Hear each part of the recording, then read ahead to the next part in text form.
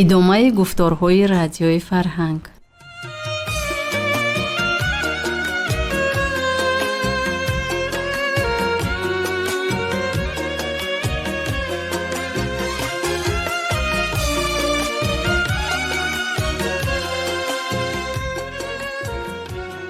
ассалому алайкум шунавандагони арҷманд.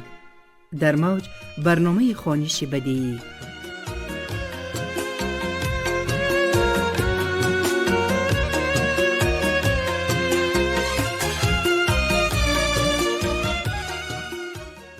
дӯстони азиз, мухлисони қиссаву ҳикояҳои дилнишин, инак ба таваҷҷӯҳи шумо гуфтори 11 аз рамани таърихии адиби шинохта, нависандаи халқи Тоҷикистон Урун Кӯҳсод ҳайҷо. марҳамат, гӯш кунед.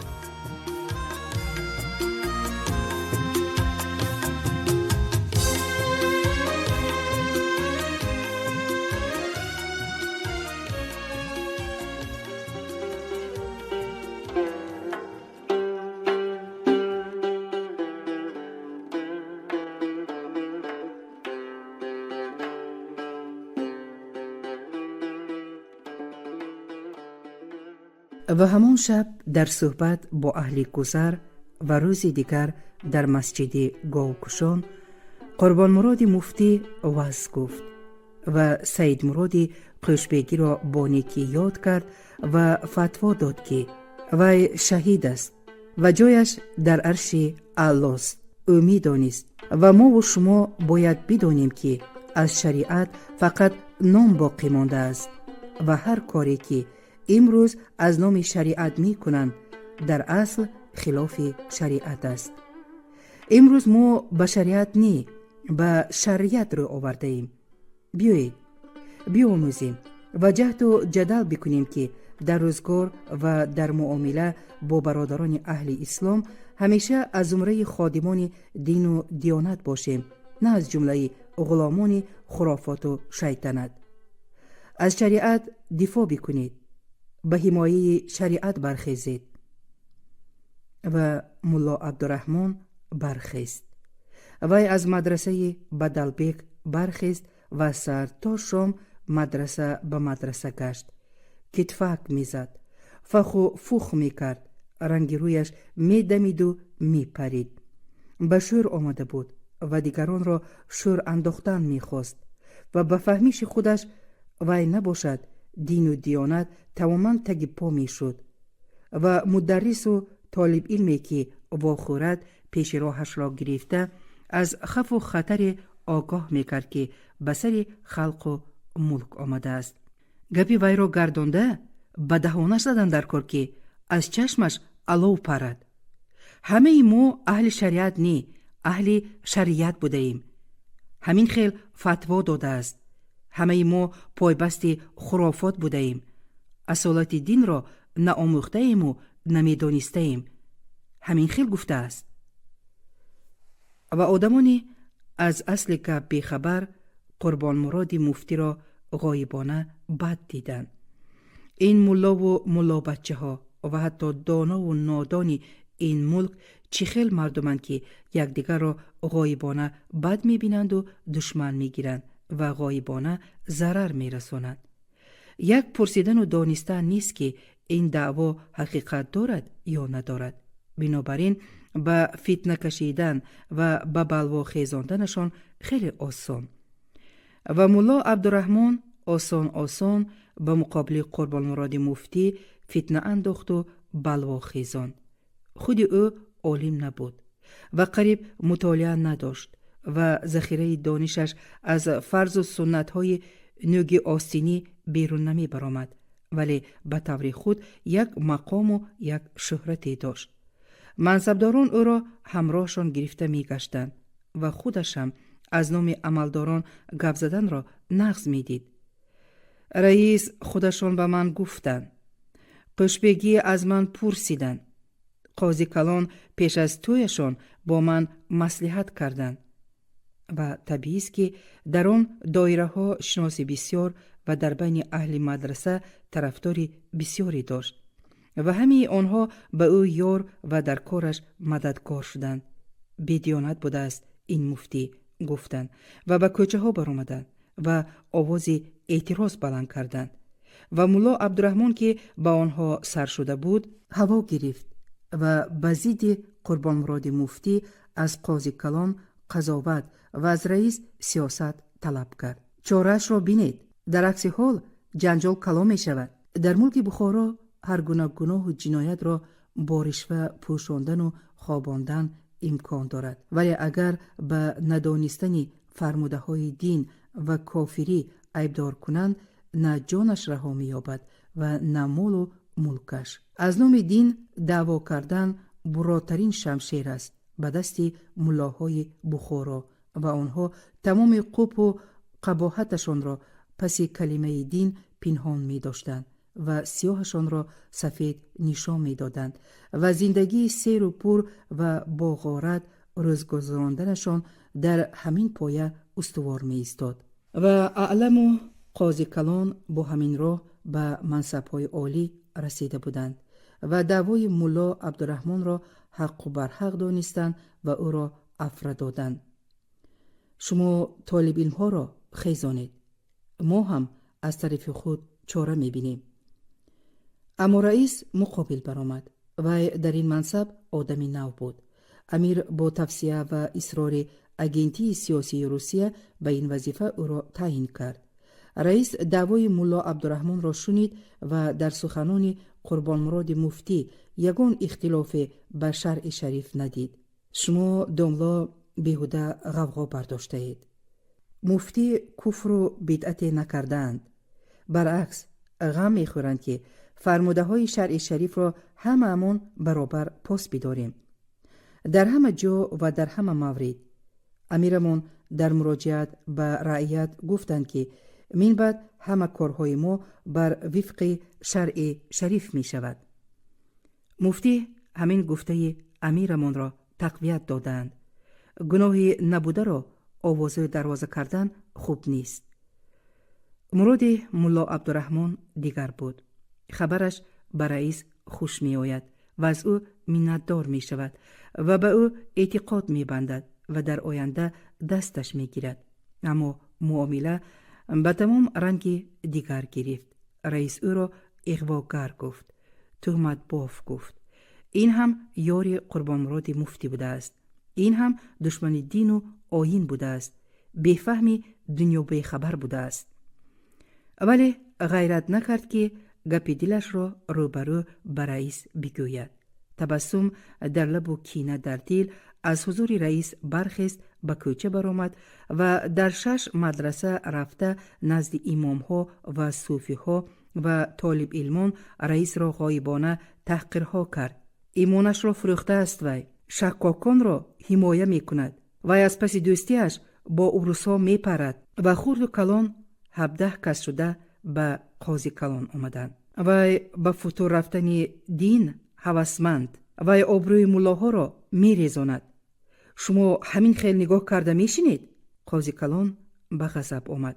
من از اول می دانستم که وی لایق چنین منصب نیست. وی شیعه است. در کجایی که باشد شیعه‌گریش را می کند. فاش کردن در کار این خیله ها را و فاش کردن آغاز گرفت.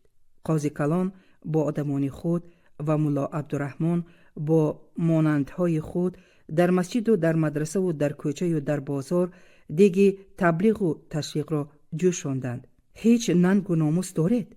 خیزید، دین و آیینتان را حمایه کنید. با اور و ناموس ها کم نبودند در شهر. از هر گوشه و کنار و از هر فریقه مردم در صحن هر مدرسه و مزار و لب حوض ها آمدند و توده شدند. ملا و عامی، هنگام طلب و ماجراجو، کوچه‌گرد و دهان یله و شور داشتند در سر و در دهان. رئیس شیعه و مفتی مرتد را یابید، کوبید، سر و دهانشان را زده بشکنید تا کسی خیال نکند که دین و شریعت بی پشت و پناه مانده است. و قربان مراد مفتی سرش را گرفته گریخت. وی همراه خرکاران که جانب کرکی می رفتند از شهر بخارا بیرون برآمد و در نصف راه از آنها جدا شده به طرف دهه افشنه رفت. در افشنه دوست قدردانش امین جان سابق مفتی عسکر که بعد صلح زیر بلاغ خدمت دربار را ترک کرده بود، او را در سر و لباس خرکاران دیده و فهمید که بلای به سرش آمده است و تکاوی را روانه دید و او را خوش و خرم به آغوش کشید و به مهمانخانه برد. در مهمانخانه به حضور حال و احوال پرسیدند و به حضور چای نوشیدند و به حضور گوش بریان خوردند و قربان مراد از واقعهایی که روزهای آخر در شهر بخارا روی داد پاره‌ها نقل کرد و از دوستش پرسید: شما هیچ فکر کرده اید که همین مردم ما چهل مردم هستند؟ نه، فکر نکردم. مردمان به مثل همه مردمان. چی حاجت است به فکر کردن؟ نازکش در همین که این مردم دیگر مردمان بری نه. این خیلش دیگر در هیچ کجا نبودگیست. گیریم همین واقع ها را. آدمانی که علم دین را نخوندند با دو سه آیتی که از یاد کردند و دو سه روایتی که شنیدند آنقدر دعوای دینداری و حمایه شریعت می کنند که گویا آن فتواها را خودشان نوشته باشند. با خبر اشتباهشان را نشان بدهد به گردن نمی گیرند و او را کافر می گویند و دشمن دین و آیین می دانند. دلتان را بسیار خون نکنید. بابای من می گفتند که از مولا نترس، از نیمچه مولا بترس. 300 سال است که مدرسه های بخارا نیمچه مولا تربیه می کنند. شما از اینها چی می دارید؟ خب گفتیم که منصبداران از بدنام کردن باخبران منفعت می بینند. جای گرم و معیشت مفتشان را نگاه می دارند. آبرو و مقامشان را از دست دادن نمی خواهند و به هر فتنه تیارند. اما دیگران را کدام دیو زده است که دهان درانده طرف آنها را می گیرند؟ با یک اشارت آنها به کوچه و میدان می برایند. داد و فغان می بردارند. اگر آن کسی را که بدنام شده است در گرماگرمی به دستشان افتد، به هیچ تحقیق و تحلیل تکه و پاره کرده می پرتایند. من به همینش حیران نشوید. رمه همیشه از پس سرکه می رود. الحال قاضی کلان با سحر منصب و ملا عبدالرحمن با تأثیر دعوا برای آنها سرکه هستند. پس حق را حق و باطل را باطل و دانا را دانا و نادان را نادان گفتن هیچ منفعتی ندارد. فایده ندارد. ضرر دارد. مثالش خودتان گفتید، نتیجه چی شد؟ در بلا ماندید. نتیجه چنین بود که خلق بسیار به شور آمد و شهر ناآرام شد. دکانها را بستند. کاسبان به کار نبرآمدند. طالب علمها به درس نآمدند. در بازار نرخ بالا برآمد و از توده هایی که در هر جا غون آمده بودند یک توده سپارش گرفت که به دروازه ارک روند و از امیر و وزیر طلب بکنند که به رئیس شیعه و مفتی کفرگو چاره می بینید یا نه؟ اگر چاره نبینید خودمان حسابشان را می یابیم. امیر در ارک نبود و در چارباغ شیربدن دم می گرفت. اگر در ارک هم می بود به نزد این توده نمی برآمد. از جانش می ترسید و در چنین موردها حل مشکل را به قوشبگی و یا قاضی کلان حواله می کرد و قوشبگی و قاضی کلان در روی امیر او را سایه خدا در زمین می گفتند و به خلوت روند کنده جواز نام می گرفتند و خودهاشان در پناه این به سر خاص و عام ملک حکمی روا داشتند و از تکیه به این کنده منفعت زیادی می برداشتند. به سایه خوشامد می زدند که ما غلامان درگاه عالی هستیم. هرچی جناب عالی فرمایند همون را می کنیم. به کنده نگریسته منصب‌های دولتی را می خرند و می فروختند و از خویش و تبارشان یک نفر مردینه بی منصب یافت نمی شد و زمین‌های حاصلخیز و باغ‌های سیراب را ارزانه کرد بها می موندند و به زوری کشیده می گرفتند و شخصی که به نظرشان نافارم نماید علل خصوص به عقل و فراستشان قائل نباشد و ایرادی بگیرد 101 بهانه یافته فتوای نادرست داد، کفر گفت، تسبیح نگرداند، کلمه شهادت را نمی داند، به نماز جمعه نه آمد، زکات نداد، خانه خراب و بدرغه و سنگسار می کردند. اول حال مورد به مراد آنها بود. رئیس نو گپشان را نمی گرفت و قربان مراد مفتی دانششان را پسند نمی کرد و آنها در خلوت مشورت کردند که از بلوا به کنده جواز خبر نمی دهیم، عیشش تلخ نشود، به فسق و فجورش غوطیده گردد و میدانستگی خودش را کند، ما میدانستگی خودمان را میکنیم. و با مصلحت میدانستگی خودشان را کردند. در بیرون غوغا آرام نمی شد و غوغاگران تگی دروازه ارگ به دربانها دوغ می زدند که یا مانید به درون دراییم و عرضمان را به امیر گوییم، یا امیر به بیرون براید و عرض ما را گوش کند. و امیر که در قصر نبود، عرض دعواگران را با مصلحت قاضی کلان قوشبگی گوش کرد و به نزد بلواگران نبرآمد و به آدمانش فرمود دو سه دهن کلان آنها را دعوت کنید. و آدمان قوشبگی بیرون برآمدند و آواز دادند وکیل انتخاب کنید. وکیلان را قوشبگی قبول می کنند. دعواگران مشورت آراستند و وکالت دادند به آنهایی که اعتماد داشتند و آن وکیلان رفتند به قبولی قوشبگی و قوشبگی به آنها دستور داد صدقه یک تاری مویی امیرم شوند. آنها به ملا عبدالرحمن رسانید، بلوای مدرسه ها را خوابانند، به شخص رئیس ضرر نرسانند که باعث ملال خاطر امیرم می شود. رئیس را روسها حمایه می کنند و بدی به او رسد، بدی به نسبت روس هاست و هر بدی از روس ها ذکر شود به امیرم خوش نمی آید. قربان مراد مفتی ملحد است، در هر جایی که یابید به سزا رسانید و آن کافر را هر کسی در جایی که یابد در همون جا جزایش را دهد، جایش بیشک جنت می شود. و در شهر خاصه در مدرسه ها دیندارانی غیور بسیار دست و آرنج برزدند که مفتی پلید را یابند و به سرش لااقل یک سنگ بزنند و ثواب دو دنیا را بگیرند و هرچند که جستند نیافتند.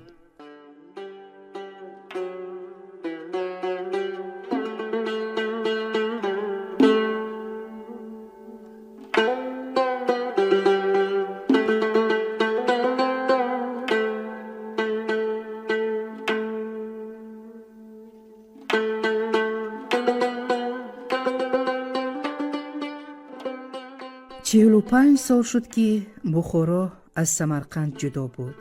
بخارا گویا به سر خود ولی در نظارت روسیه و سمرقند در تصرف و مستملکه دولت پرشفقت روس. و همین این سالها به مانند سالها و عصرهای گذشته امیر و وزیر و رئیس و قاضی که در امارت بخارا حکم میراندند و حکم میرانند به معنای دولت و دولتداری درست سرفهم نرفتند و آبادی ملک در فهمیش آنها آبادی حولیشان بود و رودها از کجا می گذرد و راهها چی حال دارد و زمین کی حاصل خوب می دهد نمی دانستند و نمی دانند. و حکمت دولتداری که می دانستند و می دانند گرفتن بود و دادن نه و دعوا بود و کردن نه و خوردن بود و خواندن نه و کوشش بود و پرسش نه و کار فرمودن بود و مزد دادن نه. اما در سمرقند همه این سالها به سالها و عصرهای گذشته مانند نبود. یک ترتیب نوی دولتداری و یک دید و فهم نوی زندگی و یک تلاش نو برای ثروت‌جویی و ثروت‌یابی روی کار آمد. در اینجا از نام امپراتوری وسیا روسیه گنرال گوبرناتور حکم میراند و به معنای دولت و دولتداری خیلی خوب سرفهم میرفت و آبادی ملک را دریافتن و ساختن میدید و روزها از کجاها می آیند و به کجاها می روند تحقیق می کرد و می دانست و از حال راه ها با خبر بود و راه های نو می کشد و به زمین تکنیک می در آورد و هرچی بگیرد موزش را می داد و اول می پرسید و بعد سزا معین می کرد و هم می خوراند و هم می خواند. روزگاری نوی سر شده بود در اینجا و 45 سال پیش پولمیات ها را از سر منار و بام مسجد ها به پایان به زمین فراورده بودند و در این سالها اندرون و بیرون شهر کازارمه‌ها و میدان مشق و طبابتخانه‌ها ساختند برای عسکرها که معماری نو داشت و هوس مردم می آمد و سود می توانست حکم قاضی را بیکار بکند و این یک حادثه بود که آدمان می دیدند و باور نمی کردند و مکتب‌های نو تأسیس داد و در این مکتب‌ها به دو زبان، به زبان تاجیکی و به زبان روسی درس می دادند و طلبه ها از علم‌های تاریخ، جغرافیا و حساب درس می خوندند و برای این کارشان معلم و طلبه را کسی تعقیب نمی کرد، چنان که در بخارا تعقیب می کردند و مکتب را می بستند و این واقعیت یک افسانه برین می نمود به مردم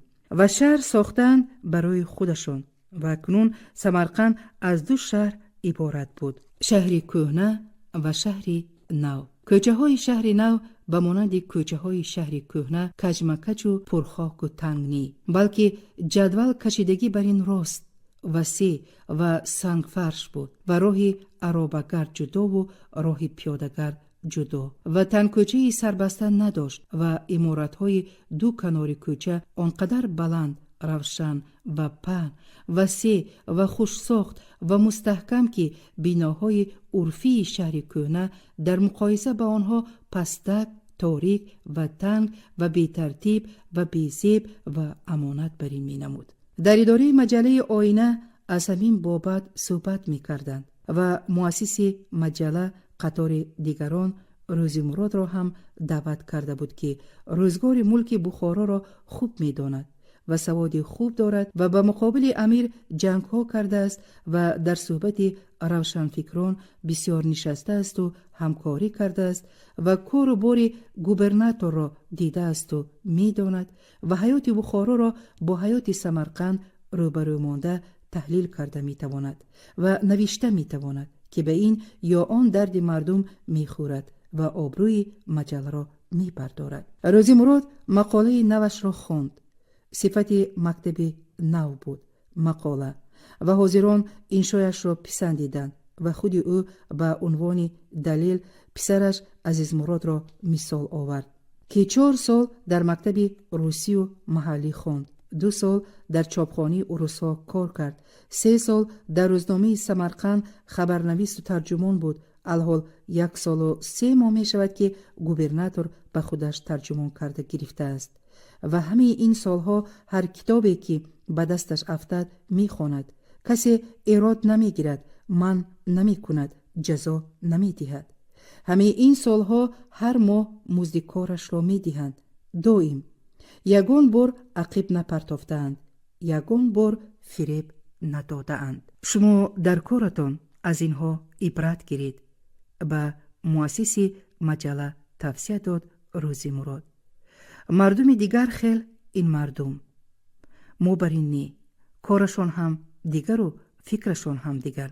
غاصبند، ولی غاصبی آنها از صاحبی امیران خودمون 100 بار بهتر و بهتر بودن کار اینها از کار آنها در هر سری قدم به نظر می رسید و فکر خواب را بیدار می کرد و چشم پوشیده را می کشاد و عالمان دلگر می شدند به نیتی که دارند و تا عامیان در خانه با اصلشان و در بیرون در آستانه میهمانخانه، در ایوان مسجد و هنگام لای خوابانی و جویکنی به هم نشستها، به همکارها یک نوع با حیرت و در عین زمان با امید صحبت میکردند که ما بیخبر بودیم از کارهای جهان.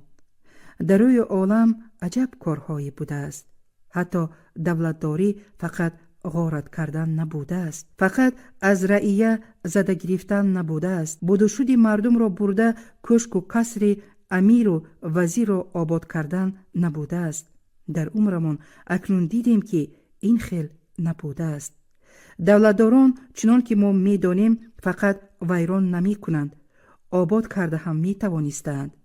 عمارت می ساختند، راه می ساختند، مکتب می کشادند، ارض بیچاره و درمانده را می پرسیدند. آدمی ندیده باور نمی کند، لیکن همین خیل کارها را ما با چشم خودمان دیدیم.